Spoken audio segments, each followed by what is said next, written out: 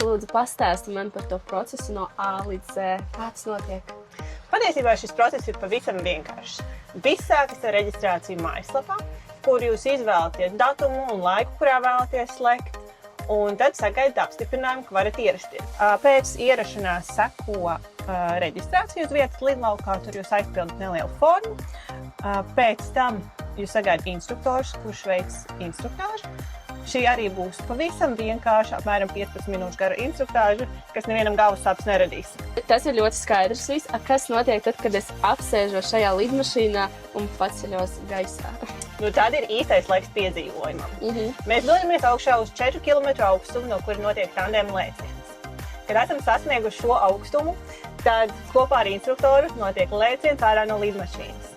Seko apmēram minūti garš brīvais kritiens, un pēc tam tiek atvērts izpletnes. Tad vēl ir laiks izbaudīt ainavu zem izpletņa, un pēc tam ir piezemēšanās, un arī svinīgā apsveikšana ir pabeigts tandēma lēcienu. Certifikātu izdot, ja? Jā, tieši tā.